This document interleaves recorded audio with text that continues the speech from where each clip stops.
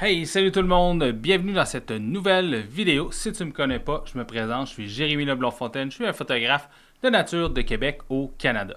Aujourd'hui, on va se parler de matériel photo et tu l'as vu devant moi, on va se parler du 200 mm f2 de Nikon. Ici, j'ai la version VR1, il y a également une version VR2 qui existe. Pourquoi je te parle d'un objectif avec une focale si courte pour la photographie animalière? Eh bien, lorsqu'on a une belle proximité ou des animaux d'une bonne taille, c'est vraiment une très bonne focale à avoir avec soi. J'ai déjà parlé dans une précédente vidéo du 70-200 mm f 2.8, mais ici le 200 mm c'est vraiment une classe à part. On pourrait penser que c'est seulement un cran de lumière, que ça ne fait pas une énorme différence, mais croyez-moi, la différence est là. Lorsqu'on photographie en basse lumière, ce cran de lumière-là peut être très utile, mais avant de tomber dans les raisons pour lesquelles j'utilise cet objectif-là, je vais te parler un peu de ses caractéristiques physiques. C'est un objectif qui a un poids de 2,9 kg, donc assez gros, de bonne taille également, donc ça prend un sac qui est assez volumineux pour pouvoir le mettre à l'intérieur, et qui a une ouverture de f2, donc très lumineux.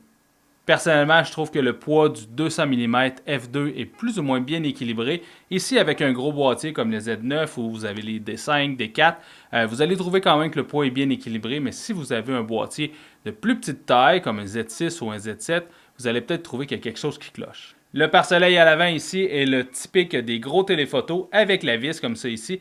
Personnellement, c'est les pare-soleils que je préfère.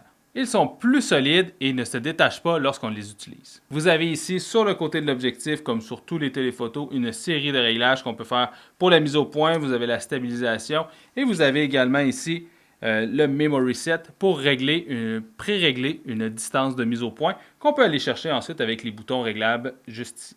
Comme tous les gros téléphotos de chez Nikon, vous avez un filtre intégré à l'intérieur ici qu'on peut venir retirer et nettoyer. On peut également mettre un filtre polarisant avec l'adapteur adéquat. Pourquoi est-ce que j'aime le 200 mm f2 lorsque je fais de la photographie animalière? C'est un objectif qui est tout simplement incroyable. Sa très grande ouverture de f2 va nous être pratique en basse lumière, surtout lorsqu'on photographie en début de journée, en fin de journée et également lorsqu'on est dans une forêt dense.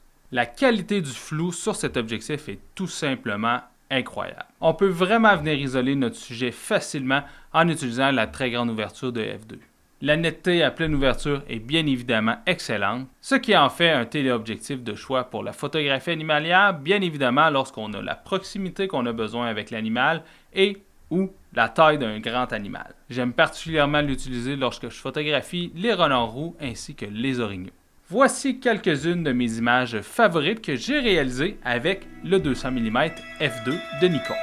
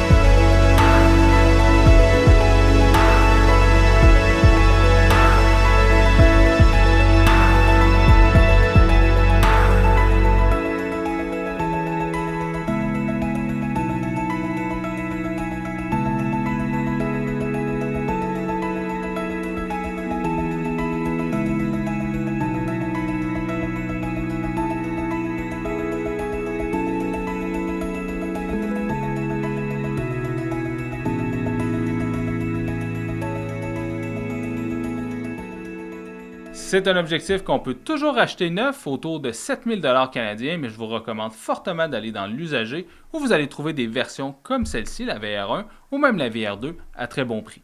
C'est un objectif qu'on ne peut pas utiliser dans toutes les situations, mais lorsqu'on peut l'utiliser, vous allez voir, le résultat est tout simplement incroyable.